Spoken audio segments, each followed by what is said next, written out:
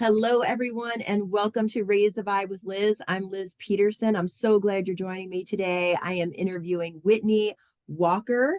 Today, we're going to be talking all about the divine feminine and how feminine qualities have really been lacking in our society lately. I just had a conversation with my friends up here on the mountain where I'm visiting about that very thing last night.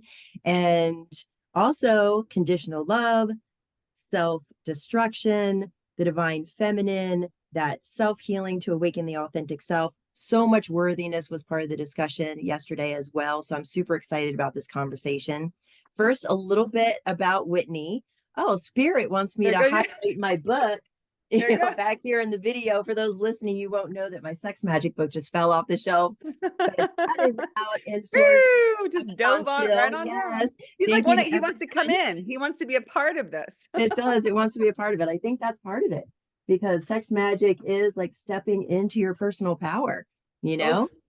yes. Yeah. Well, and it's that feminine aspect of sexuality in my mind, right? It's that because it's Yes. about like sort of to me, when I think of sex magic, you're taking it to the next level. And I love men very much. I love the masculine, but they can be a little bit more just like, let's go. Let's just get in there. Let's get the orgasm. Let's get it done. And to me, sex magic is like the whole thing.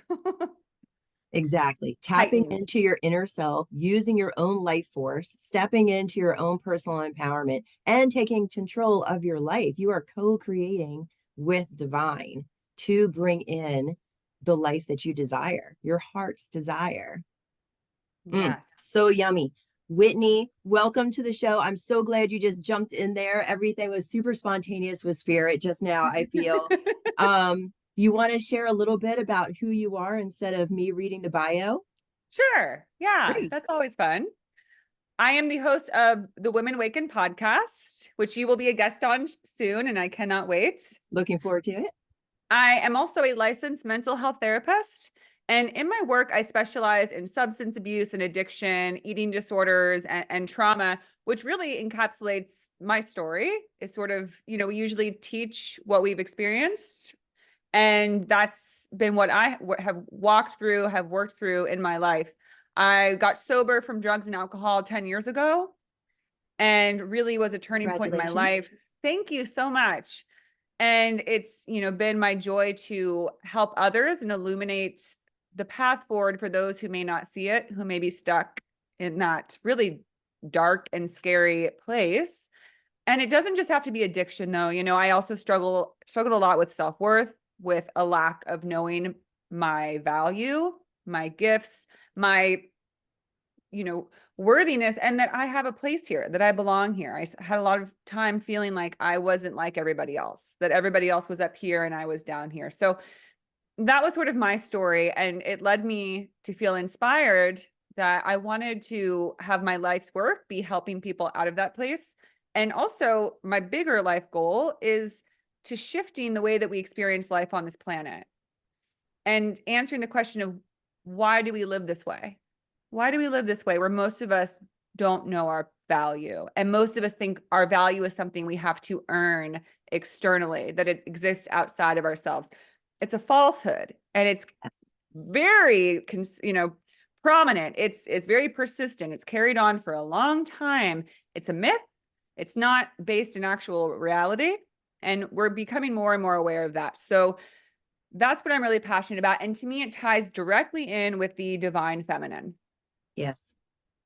Kind of out of nowhere, part of my journey was just having this awakening of speaking about the divine feminine and bringing women together to share, like, what do we really think and what are our ideas and what's our vision for the future, for how our world could look. And I just started tapping into, there's a giant divine feminine community and thought leaders and people speaking to this concept. And now I'm totally into it. So that's me. Awesome. I'm so glad you're doing this work, Whitney. I think it's so important right now for everybody to come online to the divine feminine, what it actually means. I love that you were talking about value. I did a post yesterday on that very thing, valuing yourself and not putting your self-value or self-worth into people, places, or things. You just are worthy. And we really need to step out of that unworthiness. It's it's ruining like the populace society. We have based our society on it, and it's time for us to step forward. Can you talk a little bit about that and how you help coach women to step into their authenticity and really reclaim their worthiness? Yeah, absolutely. So it definitely is an epidemic on our planet. It's a very strange condition that we find ourselves in because it's completely unnatural the way that we live. To live in a Mhm. place where you don't know your worth, when we are literally, I say that we are an aspect of the divine. We're a tiny piece of a giant, bigger whole that we can call life itself, that we can call God, we can call the universe. We are a piece of that. And if God, the universe source, is brilliant and you're a piece of it, what does that make you? Brilliant, worthy, amazing, infinitely of worth and value. And yet somehow we've decided that that's not true, that we're here alone, that we're separate from rather than a part of, that we need to fight for our worth and value, that we need to attain things to have that value. And so a wonderful woman who was on my podcast, Monica Rogers, coined the phrase, the trance of unworthiness. Mhm. And it's as if we're all under this trance of, oh no, not me. Like, oh, I knew it. This wasn't going to happen for me. And it's almost like this spell has been cast over our planet and it keeps us in this disempowered state. And the unfortunate part of that is it allows those who see this and who don't mind taking advantage of others, who are maybe not so connected with empathy, to say, great, this is perfect. Because if they feel unworthy, well, guess what? I can sell them and convince them about what will make them worthy. And if you Right. look around our world, we can get as mad as we want at corporations and all these big profiters that have risen up over the centuries, thousands of years, but we feed into that. We give those things their energy. But Mhm. here's what happens when we flip everything around, which I believe is happening. We take our power back. We unplug from those machines that we are fueling, and those things collapse, not through force, not by might, not by burning them down, but by their own irrelevance, because we don't need that anymore. And to me, that's the inevitable change that's happening for humanity. Yes, and what a beautiful change it is. And we really do need to unplug, shall I say, from the programming. Like we've Yeah. literally been programmed to function this way in our relationships, in our jobs, in school, everywhere. Yes. Yes. And it's when at first you see it and it's infuriating. And then you see it and you say, oh, it's so easy.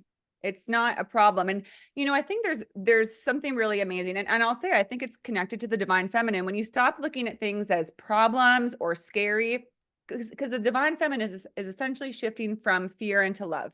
It can be that simple. Yeah. Right. And I'm not saying that masculine is the fear energy, but masculine has more traits that can be perceived as fear, right? What can we achieve? What can we create? Beautiful things, but you can flip it on its head and say, you have to create, you have to achieve. That's the problem here. Hmm. To me, masculinity by itself is just that yin to the yang of the feminine. I view the feminine as that which is the material with which the masculine can then support and create from. But what I see we have here on this planet is masculine has taken over and it's saying, this material is worthless. The only reason it matters is because of me, because of the masculine that creates it. And we've devalued the feminine. But the feminine is everything. Without it, there would be nothing. How can you build something out of nothing? You can't. Creating the structure is a wonderful thing, but if you didn't have the material, you couldn't do it. So it's time to remind people and bring back the knowingness that the divine feminine is that which honors life. And when you do not honor the material, when you don't honor life, you have a world that we do, which is where we push Yeah. and we push and we do not stop to think about the quality of the conditions we've created, of the life that people have on this planet. We don't think about the way that we're treating our environment, our relationship with it. We act as if we can push and dominate everything around us with no consequences, but we're seeing the consequences. It's a very also a natural state for so many people to say, oh, life is just so exhausting. And sometimes I just wish it was over. I'm just so tired. Hmm. It wasn't meant to be this way. Life No, is it's meant not to meant to be be this really way. fun. Like life is meant to be an exciting adventure. Like look at our world. There's sights and sounds and love and connections and all these brilliant things that bring joy. Yet joy is actually fairly rare on this planet in the bigger scheme. So many people live with suffering and misery. The levels of depression and anxiety is mind-boggling. How did we get here? We have to ask ourselves that, because then we go back and we see the source and we say, oh, that's it. It's because the messaging we got was you're coming to this world and then you have to fight from the time you're born to be relevant, to be of value. And that's what all of this comes from. But here's the thing, it can't last because it's not the truth. And the truth will always come to the surface. We can only live so long in this delusion. Eventually, it's going to dissipate and we're going to see the truth and we're all going to have some fun and it's going to be good. Yes, we all want to have some fun. We all want to tap into that joy and the bliss. So I want to kind of roll it back because you tapped into that a little bit. So I want, if you can, point out or highlight the places in society, religion, school, what have you, that have, kept us in thinking that we need X, Y, and Z in order to have value. Because I Yeah, think if we absolutely. go to the seed of where it started, then we can come to the truth. Yeah. And it's in every sector of society. It truly is. And again, I'm a big proponent of not condemning things and Right. not shaming or blaming things, right? And again, it's hard because for one, we can feel frustrated with, gosh, why is it like this? But also we get the messaging of if you don't like something, then you better stand up against it and you better push against it. My belief is that energy is energy. And even if you push against something, you're still giving it your attention and really just feeding more energy into it. What Yes. if you want to see change, you give your energy to the opposite of that, to what, if you don't like what you see, then put energy in what you do want to see, right? Don't worry Right. about, giving attention to the things that are doing things that you consider immoral, inappropriate. Just get away from that and get into what you see as being a source of love, a innovation that embodies, compassion, equality. Do that. So pulling it back a little, when we can look at our sectors in society with more just observational eyes, let's take the educational system, because this is something I feel pretty passionate about. As a therapist, I work with a lot of teenagers, with a lot of kids. And the way that we try to force tiny little humans into this system that says, this is what learning is, this is how you learn, you better learn this way. If you don't, there's something wrong with you. And we're going to put you on medication and we're going to scold you if you can't fit. And if you can't fit, then you're not going to actually make it into the world and there's no place for you.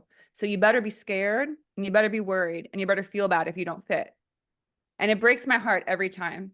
And suicide rates for teenagers just keep rising. And it makes me emotional to think about because it's just so unnecessary. And I don't know why we decided this. And again, it's just because our society has gotten so fast paced that it's like, if you don't make it onto the train, you're left behind. Mm-hmm. And we just can't carry on this way. And it's just so sad because these kids get this message so early on that if you're not this, then you're not good and you're not of value. It can start as early as like kindergarten, first grade. Right.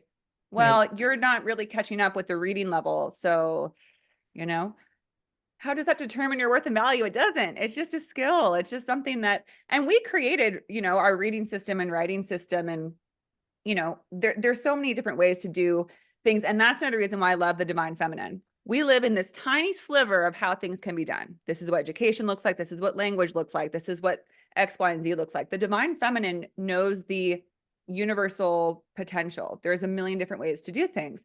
You're not wrong just because you can't fit into this tiny little option that we've created for people. Mm-hmm. When it's going to take time. I tend to talk pretty big, so I don't want to be too disconnected from what people can kind of see as the future. But if you just think of just opening it a little, and we're already doing this. People are already making an effort to create new avenues of learning and education that's not so boxed in. Mm-hmm. And to me, that's the answer, is acknowledging that not everybody learns the same way. And also, like, humans come into this world with all sorts of different gifts and abilities. It's not just broken down into you can do math and science well, so you're going to be successful. It's pretty silly, and it's a bit archaic. It's a bit played out, and I think its time has come. And that's sort of the interesting thing about our world right now, is that it's sort of unspoken. Most of us talk about it, but it's not really being acted on. The fact that we realize it's not working. Our systems aren't working. Our finance system doesn't work. Our educational system doesn't work. Our Mhm. healthcare system sure doesn't work. Our Right. housing system is in crisis. It's not working. People are unhoused who make a decent living, but are, because of our finance system, it's all just not functioning. And something I appreciate when we observe the world to say is, rather than bad or good or right or wrong, you just say what works and what doesn't, because that takes the judgment out of it. All right, we want to have an educational system where students feel good, they feel self-confident, just who they are, they can find their skill sets, move forward in life. Is that what we have? Nope, it's not really working. So what can we do to help that? But then, our society has really made it that they've figured out how they can benefit from the people who follow the tried and true traditional path. You have your have and have not. You go on to college where you pump money into the educational system, which let's not even get into higher education, which is not working, because then people basically become indentured servants. They put all their Mhm. money into college and then can get sometimes now only a minimum wage job. Right. And then they're just paying off their debt forever. So yeah, it can kind of make you Yeah. take a breath and say, whoo, how did we get here? But I'm trying to Mhm. be hopeful and an optimist. And I really want to be a voice of encouragement to reclaim the human soul. It's been too long. It's gone on too long. We don't need to do this anymore. It's not what we came here for. It's not what life is about. Life isn't about trying to, retire when you're 60, but slaving away until then and being unhappy and miserable and getting by with, anti-anxiety medications. I'm not saying there's anything wrong with that, but I personally believe we have depression and anxiety and addiction and so much illness because of the way we live. Thank you for saying that, Whitney. And I love how you took the judgment out. It's not that right or wrong. It's that we can do better. We don't need to blame to get there. We can step into a place of love and go, this is where it needs to change. This is what we can do for the children who don't know how to learn that way. I myself went through that very thing in elementary school. I was pulled out of class. I was labeled with ADD. I felt judged by my peers. That left me feeling unworthy, unable, to step into my own personal power, like as a child, and even feel comfortable in my surroundings. So it Yeah. does really, it highly affects. So, and it starts at a very young age, and then we end up taking these things forward, into our future lives, our careers, our relationships, everything. And then we get into our 40s, like I did, or late 30s or 40s, and then we're breaking down, okay, what are, the things, that set me up for this to be able to heal it. And you bring that to the people that you work with. I sure try. I sure try. I like to inspire that. And, growing up, I was often told that I was annoying and too spastic and enthusiastic and too energized. And I've decided that's a good thing. The world could use a little more energy and enthusiasm about how exciting and wonderful life can be. So yes, that's when I work with anybody, I'm trying, because I think a gift of mine is I see people, their brilliance. I see like, you're awesome. You be excited about you. But see, that's another problem we have is all we do mostly is compare ourselves Mm-hmm. because we've been told this is the model of what you want to be. And if you're not like this, then you better do everything you can to get there. And that's how I live my life. And that's how I ended up struggling with addiction is I could not accept who I was because I felt so far from that model of what you're supposed to be. You're supposed to look this way. You're supposed to have gotten, the boyfriend and the high school experience and this thing. And you're supposed to have been this intelligent and this acclaimed. And I was none of those things. Everything I thought and hope would happen didn't happen. And I thought, well, then I'm a throwaway. I'm a, defect. Throw me in the defective pile. That's how I felt. So I stuffed myself with drugs and alcohol and food. I had a major eating disorder. And when I came to and got sober, that's again, all I could think was, what, how does this happen? How does a human de, de self-destruct like this? It's so unnatural, right? And we just turn away as if like, nope, that's just how life is. When human beings are self-destructing, there's something wrong, Mm-hmm. right? There's something that's not working. That's Right. all we have to know. In a system where things are, if someone planted a garden and the flowers just kept dying, we'd say, huh, there's a condition here that's not working for it. Let's look at it. But for some reason, we don't really do that. We just say, well, life's a bitch and then you die. So of course you're going to self-destruct. Not true. Not true.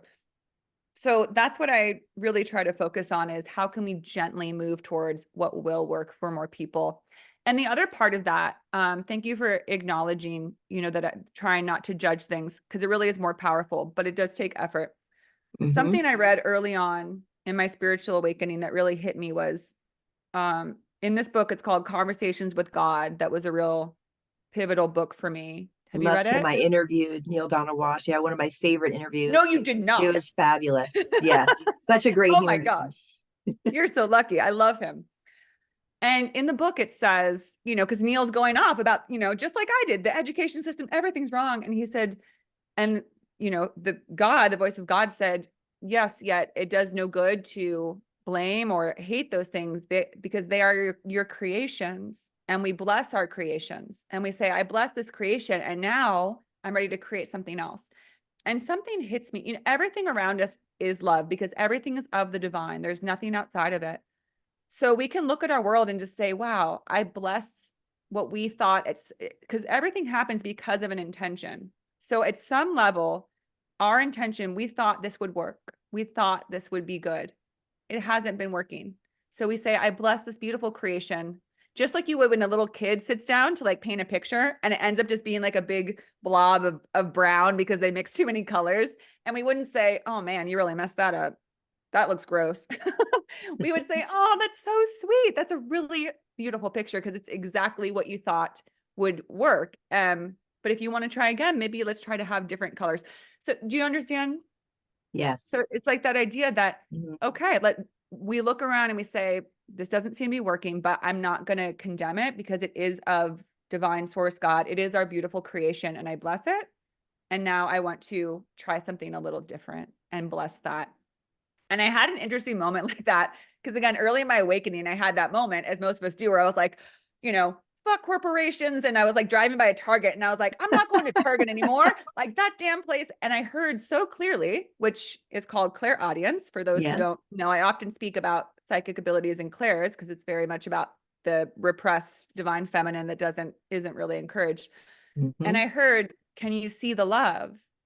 And I was all, huffy. And then I thought, well, I've gotten some really wonderful things from Target. And also Target employs a lot of people that helps them raise their families and live lives. There's beauty in everything. And when we make these big statements of like, screw this thing and screw that thing, we're not seeing the love. And when humans start to see the love and the beauty and bless everything rather condemn it, we'll see change happen naturally. We'll see Yes. all the things that we've said we wanted to see. It's not as complicated as tearing everything down and starting from scratch. We see all that really needs to happen is a little bit of a shift in adjustments. That's it.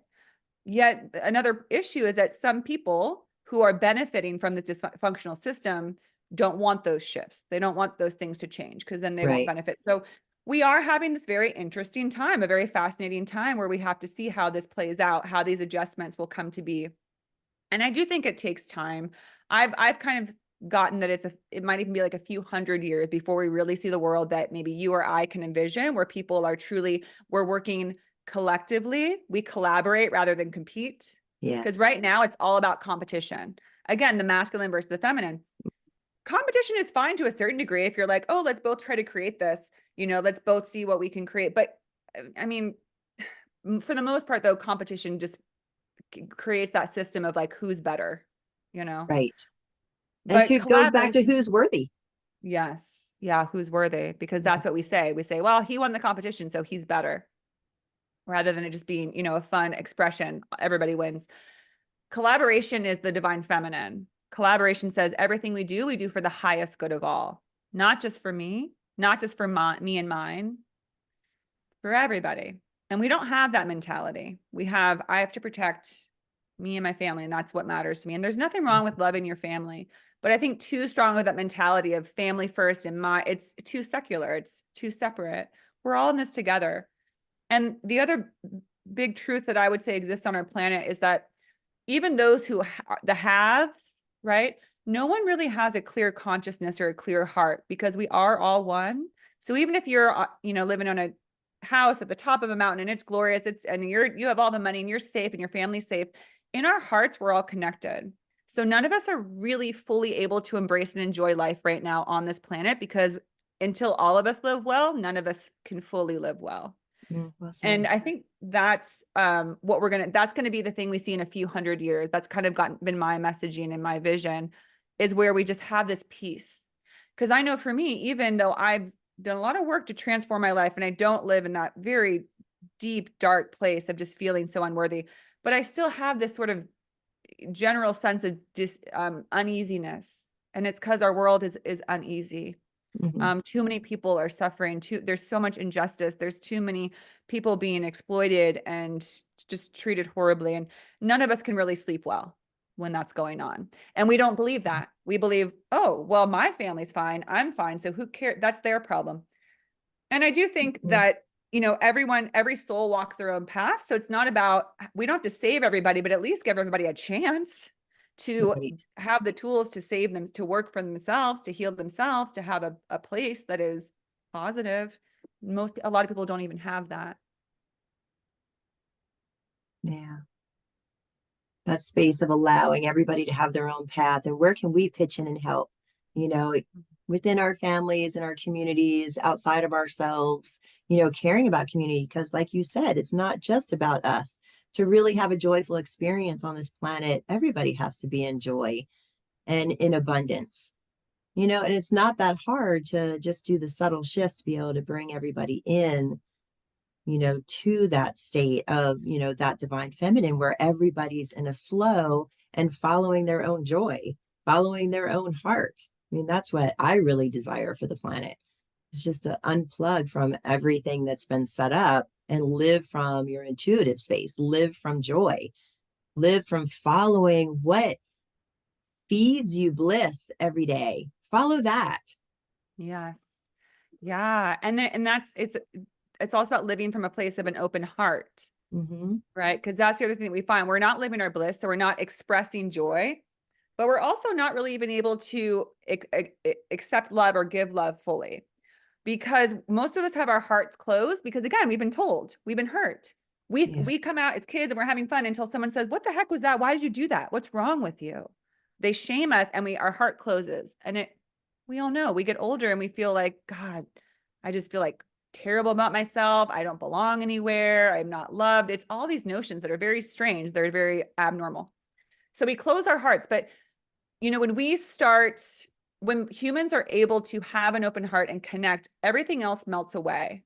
And they've actually done, like, at a lower level, you can see this. They've done these experiments in jails and also in like war-torn areas of the world, where they've brought people together. Like, for example, in the jails, they bring inmates together, murderers, rapists, thieves, whatever it is, criminals.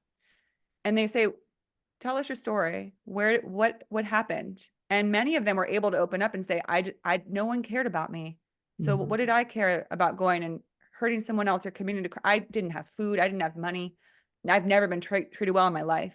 And they spoke their truth and their hearts opened. And these inmates were able to talk openly and cry and share emotions.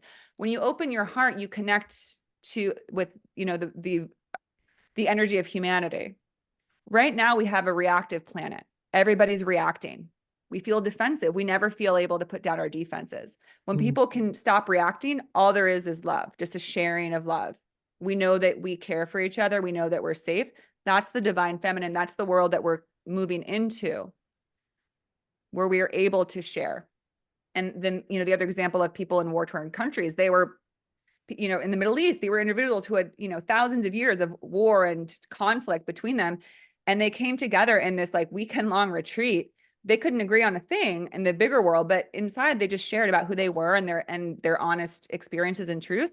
These people were crying. These people were relating. These people were kind to each other. That is the nature of humanity. Not to fight, not to compete, not survival at all costs. That's actually not the essence of humanity. The essence of humanity is to love. That's it. Mm-hmm. And we've lost touch with that because we're always on the defense. We're always reacting rather than feeling like we can just receive, that we can just act. And they say that love is the only action. So you can see why there's so little love at times on this planet. Because if you're just reacting, you're just being defensive. You're coming from anger, fear. when we're able to put down our defenses, we all feel safe, everything changes. Everything changes. Oh, and safety is so key because most often people are walking through life. They're afraid to experience what they experienced in the past. Like they set up their life so they don't have to be in the pain that they experienced. That's it. That's it. 1,000%. And it's wild because it's not just our, who we see as like ourselves. It's our whole system, mentally, physically, emotionally. We've created this sort of protective layer that's like on guard for no, no, no. I don't want to feel that again. In Mhm. therapy, it's they have something called eternal family systems. It's a sort of modality, and that explains that you almost have like these different living parts of you that are trying to keep you and without almost subconsciously, right? Like we can meet somebody, they're a wonderful person, they treat us well, but we're like, I don't trust that. I'm not going to let them in. I might get, Mhm. and we don't know why. We're like, why am I doing this? And because deep down, there's a part of you that's like, I don't want to ever feel hurt again. And when I work with Yeah. people with eating disorders, I often share that, specifically people who suffer with anorexia. And it's such a brutal disease, and it's the most lethal of all mental illnesses. And it's a miserable thing. And it just seems so negative, right? Like you constantly have this voice that says, "Oh no, your weight's up, you're bad, you're not good, you have no value, you can't be loved." And it sounds horrible, but at its Mm. essence, that voice is trying to protect you Yeah. from what you experience. Maybe you were bullied for being overweight. And so it's coming at it from a not a great way, but at its essence, just as you said, we're just so afraid because we were so hurt. And we're not really told that it's okay that when we feel hurt, we can let it go.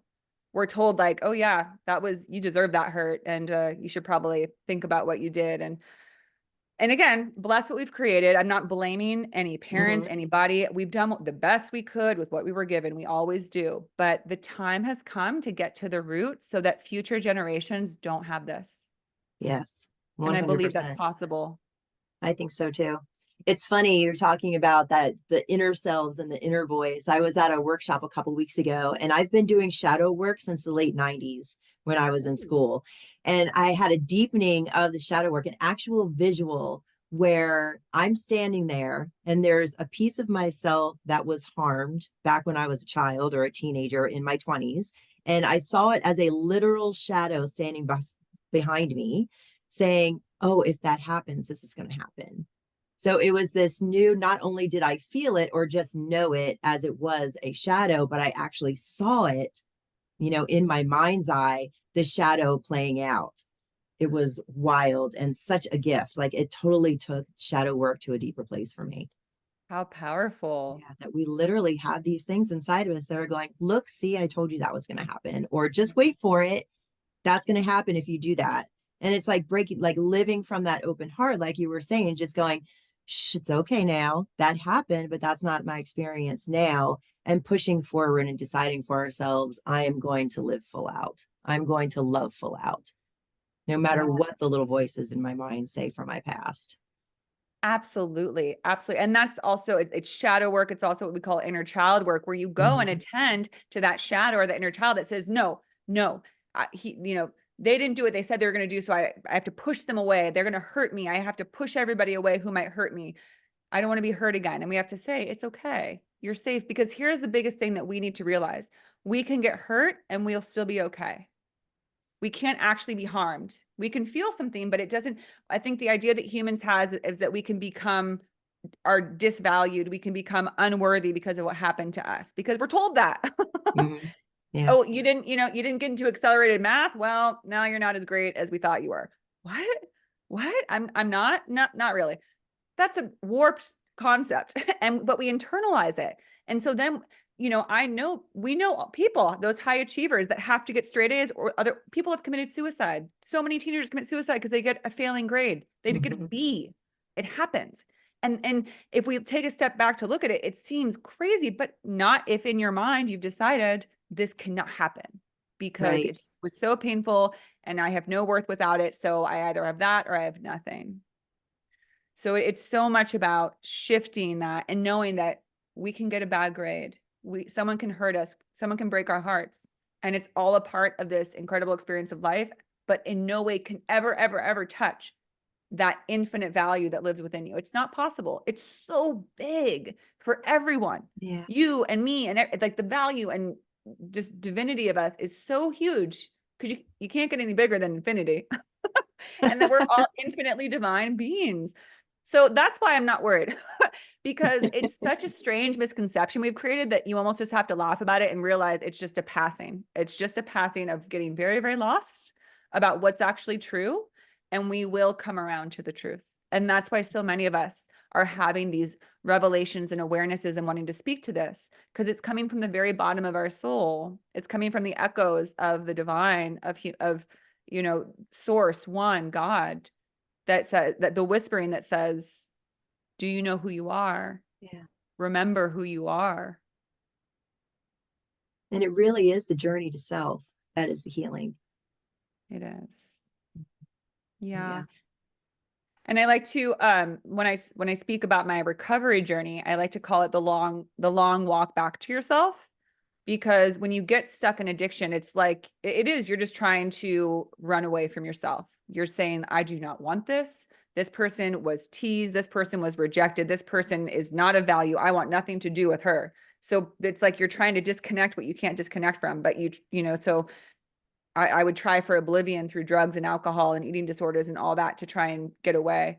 And then eventually I have to realize that's what I've got though. Either I leave this world, my soul leaves this body, or I take that long walk back to myself to see if I can embrace and love who I am.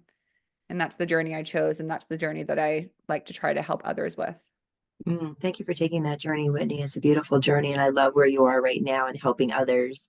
Can you, for someone who may be listening today who is struggling with that conditional love of self or self-destruction, what would you say to them?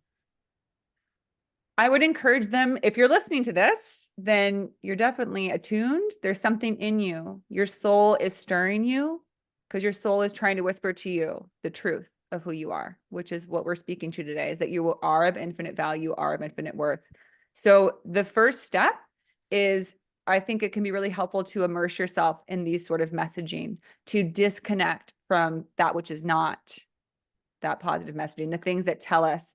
And sometimes it takes having to less time with social media, less time on, channels or consuming things that make you think about not being enough. Mhm. Right. And for me, I began that journey when I was 24. That's when I sort of hit my bottom with just that complete rock bottom self-esteem, no self-worth. And I tried to change everything about myself because I thought that I could love myself from the outside in. And a quote I read at that time that changed my life said, to try and love yourself from the outside in is a doomed prospect. Mm. And I was like, that's it. I keep trying and it never works. I can lose all the weight. I can change how I look, change my hair, change my face, change all this stuff. Nothing's happening. Nothing's working. I can get a boyfriend. I can do this. I can do that. And nothing is allowing me. So taking that moment and finding a way that you can connect with what's inside has nothing to do that you could ever see physically. Taking a chance, even if it's just so little as putting your hand on your heart and recognizing you are here. Your heart is here. Your soul is there, just waiting for you to look at it, just waiting for you to hear it, to connect with it, to commune with it. It is there. And when we're able to I remember the first time I felt that, it was, in this battle of just, I couldn't even go to a yoga class, but all I would do is look in the mirror. Is how do I look from this angle? Do I look weird? And then I realized one day, I was like, what are you doing? Like, what are you so afraid of? That was something I asked that felt very powerful too. And I didn't know. I don't know why I'm checking myself and everything. I don't know what I'm afraid of. I'm afraid of rejection. I'm afraid that I'm not worthy unless all these things I'm looking at add up to good enough. I don't know. Mhm. And then I had this moment in the same yoga class where I felt my heart and I felt my soul. And I realized you don't need anything else. I don't need to look a certain way. It's still there. I don't need to have a certain status or a certain job or anything. That thing within me is still there. And with that, I can love others. I can be kind. And it was so weird. Here's the weird moment you go through where I'm like, I spend most of my life worrying if I'm pretty enough, if I'm valuable enough, if I'm desirable enough, if I'm successful enough. But if you sat me down and said, Whitney, what are your core values of life? To be kind, to be respectful. Well, does any of that have to do with the things that you spend most of your life worrying about? No, they don't. No. So this is all suffice to say that maybe take a bit of an inventory and ask yourself the things that keep you feeling unworthy. Is it because of this deep-seated belief that they are what really creates value? And if so, does it align with your true idea of value? And if not, then how can we shift that a bit? How can you begin to love yourself just because of the things that you consider important? And again, if you're listening to this show, I imagine that you're not as concerned with being, a influencer and a millionaire. You're probably more wanting to be respectful and kind in your life, and realize that you don't need anything to do that. You need nothing. You could be walk around naked with no money and you can still be kind and respectful. That is the superpower that Mm. everyone has. But not only that, it's everyone's is different. Your way of loving is different than mine. Your light is a little different than mine. The same but different in the most beautiful way. And when you can connect with that, it doesn't happen instantly, because I started that journey in my 20s and it took me another decade to really make progress. But it was enough to realize that my value system was upside down, right? Because I needed to Mm. recalibrate that. If I say that what I care about is kindness and love, then why am I worried about looks and material things? It didn't add up. Right. It's fine to have those things. It's great to feel beautiful, but not if that is determining your value and worth, right? Right. And that was the shift I have to make, which is like, have fun if you like to look pretty, if you like to look nice. But when I felt like it determined that, and here's the bigger thing is whether or not I could like myself, right? Because then you're just kind of running this really, you know, abusive relationship within. Mm. Because I think a lot of people know that when we're like, that guy blew you off and you look like crap in that picture, and I don't really like you. I'm pretty pissed. I think you are gross. That's not a fun way to live. That's not a fun, like, No. world to be in. So I had to learn how to recreate my world and to stop doing that. And I'll be, it still happens. And that's another thing to encourage people on this journey. It's not always linear. There's little side steps, but you have to just look at the bigger picture. You can be moving towards something and still take little, deviations and detours. But as long as you just keep moving towards that, you will get there, because we all get there. That's the human soul's journey. We always will return back to the divine. Hmm. Yeah. Stop and have a little compassion for yourself when you hear the inner speak. Give yourself a Yeah. little grace. Yeah, absolutely. Yeah, we're all so divine in our own uniqueness. Like everyone is needed on the world. We don't want cookie cutter people in the world. We want unique. We want everybody to bring in their own gifts to the world because we need all of you. We do. We need every single one of us. Yeah, And I like to call it the mosaic of humanity, where I you love need that. every single unique piece. Because, mosaics are so cool, because when you're up close, you're like, it looks like a bunch of different things, but you pull back and you're like, oh, wow. Oh, look at that. When you have everything in its place, and you can't be missing one piece. Otherwise, it's not in its full glory. But that's what I think about. Like, think about what humanity could be if we all let our true self shine. It would be so beautiful. And even if you pull back further, humanity is one little thing in a great cosmos full of other species and beings. And, you know, there's a sort of line of thought that says where, other parts of the galaxies are waiting to connect with us until we become healthy. Because just like Right. anything else, like, you don't really want to associate with things that are in a really dark, dense, lower energies. So we do kind of feel alone in the cosmos, because we're kind of like the, you know, not like kicked to the side, but we others would be hurt by engaging with us because they're at such high levels. This is what Mhm. I've come to understand.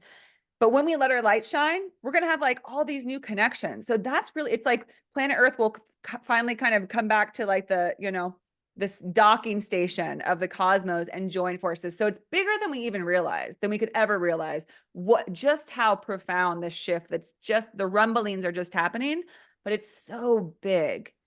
And I do think it's going to be a lot more simple than we realize, because here's the biggest reason: that way of life is so much easier and so much higher quality. And we always want to go to what feels better. And that's going to feel so much better than the way we feel now, which is not great Yes. at the time.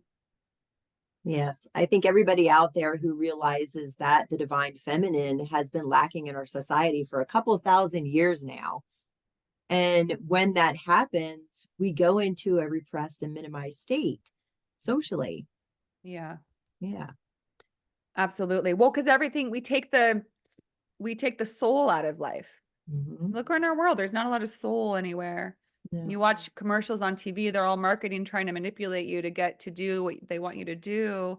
They don't, and it's just so upset. Again, I don't want to be mad at anything, but it's just observing. You watch them and they try to play on your emotions, but the people behind them don't actually care. They care about your money, not your emotions, Yeah. unfortunately.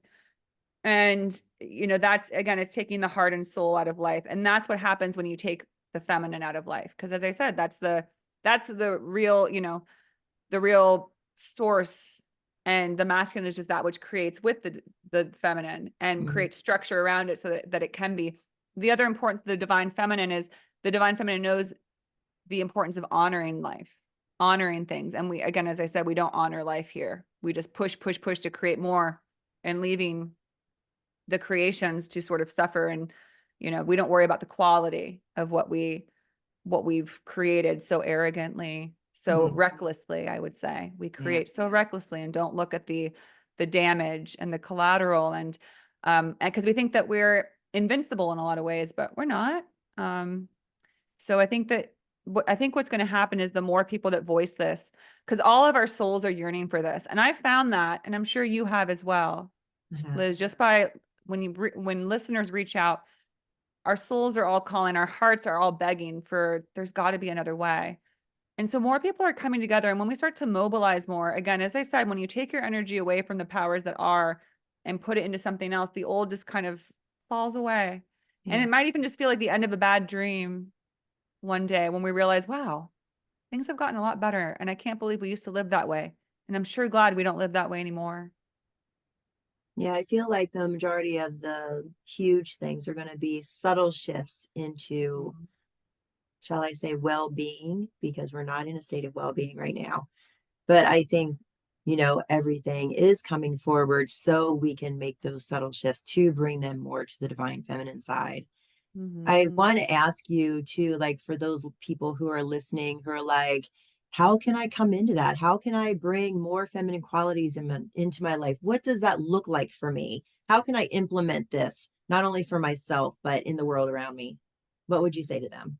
Yeah. Well, again, the number one thing is honoring yourself as a divine aspect of God's source universe. If we can't honor ourselves, there's no way that we can truly learn to love and honor life and all that is within life. So we have to, as I said, that moment where we have to realize this is me and I can no longer just base my life around judging and determining my worth based on what I can do and achieve. How can I pull back and honor myself just as I am? Because there's so many beautiful things about the divine feminine. You also recognize that everything's okay all the time. Yes, we go through hardships in life, but that's all external. It's all a part of our experience. If you pull back and reconnect with your soul is always okay. And so learning to find that connection, again, that heart space, that soul, that brilliant light within you, that's where it starts. And however that works for you, whether it's meditation, for those who struggle with it, I find that spending time with things that make you feel loving helps you to see the love in yourself because you can't experience what's not within you. Because what we experience has nothing actually to do. Like, one of the things I advise is maybe time in a garden or time with animals. Animals Mhm. always make me happy. It's not like the animal, like, I mean, it does give you its energy and love, but it lights up the love that's already in you. Nothing ever gives us something. It just lights up what's already there. So spend time with things that make you feel attuned and connected with those emotions you want to have. Again, the divine feminine principles are unconditional love, safety, kindness, compassion, caring, listening, understanding, collaboration, all of those things. So do things that elicit that within you. Do things that don't feel, because we all know those things that have an edge to them, right? That's how I started feeling about drinking and using. I was like, it sure can be fun, but I always felt a little yucky after. I felt disconnected. I felt kind of shameful. I felt just kind of gross. And it didn't feel good. I realized what felt good was time volunteering, time doing yoga and meditation, time doing things that weren't conditional, that were unconditional. So just little things like that. Also, I always encourage time in nature. because it helps you see when life just kind of exists when they're, because, trees aren't on a timeline. They don't feel a pressure to achieve certain things. They just are. And there's magic to that. There's a connection with the essence of love in that. So those things help. And it helps you remember that you're no different from that tree. Just by being, you're enough. Just by being, that's it. And it can be hard because we've been, conditioned to be doers. I Mhm. struggle with that so much. Well, what am I doing today? What did I get done today? Like, how can I feel good today? I didn't do anything. But the more I'm able to just sort of embrace and know that there is no condition for me to be able to love myself, I can move into that energy. And I like to say that self-love is a state of being, because there's so much out there. And I do believe most people are well-intentioned, but that say like, well, follow these steps to love yourself. And it can help to raise your energy, but it's just so personalized. And everybody can offer us beautiful guidance, but it's whatever's going to help you get to that level, that state of being where you just feel good in who you are. And that's the natural state of being, which again, I think we're going to eventually live within, but we don't now. And again, it's just ironic because it's so much harder to not live in that state. You actually have to really force yourself to not live in that state. It's actually like we're all kind of like in the Olympics right now, just like grinding to keep ourselves so miserable. It's crazy. It's crazy. We're going to one day feel better and be like, how did we do that? If that makes sense. Like it's just like Yeah. a Herculean feat, but in the not a great way, right? Like a way that's not serving us. So if we just like surrender effortlessly, because it's effortless to love yourself, it takes nothing. And it's life changing. When you love yourself, your decision making is different, your choices are different, Yeah. everything is different when you're Yeah. coming from self love. Yeah. What would you tell your sister to do? Love Yes. yourself. Yeah. Yeah. What would you tell your child? What Hmm. would you offer to your dog, right? Nothing but love. Yeah. You want nothing best for that little beautiful creature. If you had a child, they're innocent, you love them. Well, why do they deserve that more than you? That's another weird thing about our world. We're so nice to kids, we encourage them, but then you become an adult and you don't deserve that. We become to expect like, well, they should know what they're doing. Well, to some degree, but can they not still falter and can't be loved? Can they not still make mistakes? Also, back to I'll just touch on this a little, back to like systems that don't work. Our judicial system and our, prison system isn't super helpful because it says that people can do something so egregious that they don't deserve love. And I understand when we watch people who do awful things, or we've had awful things done to us, Yeah. people want a sense of justice, but we have to ask, like, do people not deserve a chance? Was there maybe a reason again that they felt that that was their only option and they know not what they do? Hmm. So the more that we condemn, because when we condemn someone else, we condemn ourselves. We're all connected. That's Yeah. the issue. When we imprison people and say those are horrible beings, they are worth nothing, that it just plants the seed deeper in us that we could be that. And then that Right. just perpetuates the fear of, God, I hope I Fear. never do something Yeah. that bad. I hope I don't ever mess up and do something so egregious that I'm not lovable. We live in that fear that it is possible to do something that we cannot be loved. And that's like saying it's possible for me to not be a part of God and source. And that's the worst thing you could ever experience. Yeah. That's the epitome of being like the opposite of what we truly are, which is always going to feel not great. So back to your point is that any little thing that helps you connect with that bigger sense of love, engaging in field, and then just honoring yourself, like you said, like treating yourself you would a best friend, treating yourself like Mhm. you would a beloved child or pet, where you say, what are you needing today? Yeah. Okay, you're feeling tired today. What, maybe you need a little nap, rather than what do we usually do? All right, get your ass up. We need you got to go to the gym. You haven't gone in 2 days. Right. What, you got nothing done yesterday. That's, being that, sort of drill sergeant to ourselves is not helpful. If we want to connect with love, if we want to tap into our divine feminine, also like it's fun to tap into your divine feminine, recognizing that it's so multifaceted. I mean, back to your sex magic book, right? Right. That's another confliction that a lot of women have, is our relationship with sex. And like, does this guy like me? Does he not? Do I get enough attention or not? We don't think about just our prowess and our power. And because the feminine Mhm. is that which attracts. But attraction isn't just about the physical. Again, taking it back to feeling our soul and our heart, we attract things by being in that divine feminine energy. So Yes. having fun with that and realizing you don't have to look a certain way. Again, have fun with it. I like to do my makeup. I like to do my hair. but I know that the bigger thing is who I am, my prowess. And you can have fun with that. And again, everyone's is a little bit different. We don't have to look like this or that person. We get to bring our own flavor. So have fun with that, right? Have fun with like, what is your gift of how you love, how you show up, how you attract? Mm-hmm. Celebrate you. And here's another revelation I had that really hit me. And it was, being jealous or wanting to be like somebody else doesn't get me any closer to being that person. I Yeah. have to be me.